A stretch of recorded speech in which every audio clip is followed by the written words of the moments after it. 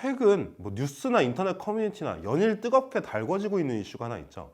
바로 배달의 민족, 요기요, 쿠팡이츠 이런 배달앱들이 모두 하고 있는 단건 배달 서비스와 관련된 문제입니다. 보통 소비자와 자영업자의 이익은 반대로 움직입니다. 우리가 치킨값 너무 비싸다 막 이렇게 주장하면 자영업자들은 그거 남는 것도 별로 없다 이렇게 주장하는 식이죠. 근데 이 단건 배달 이슈에서는 특이하게 이 소비자와 자영업자들이 같은 목소리를 내고 있어요. 바로 너무 중간에서 빼먹는 게 많은 거 아닌가? 이런 생각인 거죠. 소비자들은 끝을 모르고 올라가는 배달비에, 그리고 자영업자들은 이 배달비에 더해서 매출 연동 구조인 이 중개수수료, 여기에 대한 불만을 계속해서 토로하고 있습니다. 심지어 최근에 자영업자들 사이에서는 이 배달업 탈퇴운동 같은 것까지 벌어지고 있다고 해요. 사실 길 가다 보면 가끔 보이거든요. 저희 배달의 민족 주문 안 받습니다. 이런 식으로 걸어놓은 데들이 가끔씩 생겨나고 있단 말이에요. 이와 관련해서 굉장히 재미있는 이슈가 있습니다. 바로 공공배달앱입니다. 공공배달앱은 주로 이제 지자체가 출시하는 어떤 공공부문이 만든 배달앱입니다. 경기도의 배달특급이나 경상북도의 먹개비, 그리고 광주광역시의 위메프호 같은 서비스들이 대표적이죠. 원래 사실 우리 머릿속에 그런 편견이 있잖아요. 공공 붙인 거 치고 제대로 되는 거 별로 없던데. 근데 이 공공배달앱은 생각보다 괜찮은 성적표를 내고 있어요. 경기도의 배달특급 같은 경우는 2020년 12월에 나왔거든요. 근데 2021년 한 해 동안 누적 주문 금액 1,057억 원, 총 누적 주문 414만 건, 누적 회원 66만 명이라는 성적표를 달성을 했어요. 2022년 기준으로는 누적 주문 금액이 1,200억 원을 넘었다고 해요. 2021년 6월에는 배민, 요기요, 쿠팡이츠 이런 배달앱들이 모두 설문 대상으로 나와 있는 설문조사에서 이 소비자 만족도 1위를 배달특급이 달성했다고도 합니다. 경상북도의 먹개비, 그리고 광주광역시의 위메프호도 역시 당연히 괜찮은 성적을 보여주고 있습니다. 그렇다면 공공배달앱이 뜨고 있는 이유는 뭘까요? 저는 두 가지로 꼽을 수 있을 것 같은데요. 바로 낮은 정개 수수료하고 또 정책적 지원입니다. 현재 대형 배달앱의 중개 수수료는 적게는 6.8%에서 많게는 12.5%까지 있다고 해요. 근데 공공배달앱 중에 가장 중개 수수료가 높은 광주광역시의 위메프호의 중개 수수료가 얼마인 줄 아세요? 2%입니다. 실제로 한번 계산을 해볼까요?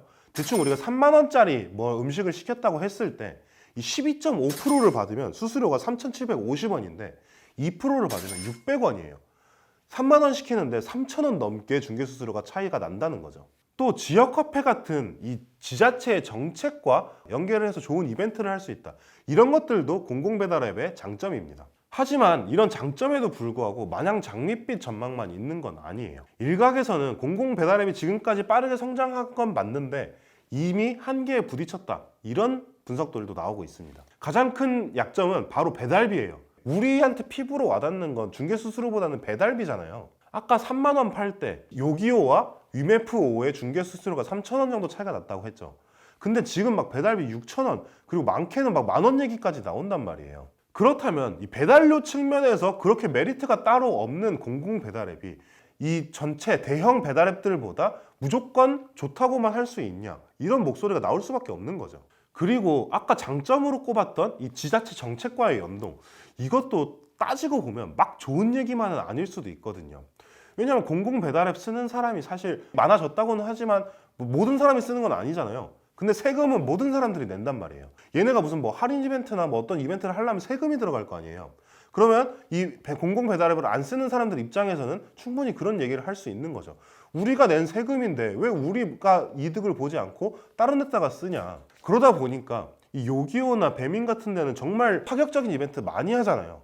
공공배달앱은 이런 이벤트를 하기가 쉽지가 않은 거죠. 그러면 소비자 쪽에서 볼 때는 당연히 좀 메리트가 떨어진다, 이렇게 볼 수밖에 없습니다. 사실 공공배달앱이 컸다고는 하는데 이런 배민이나 요기요 같은 데 비하면 세 발의 피 수준이기도 하거든요.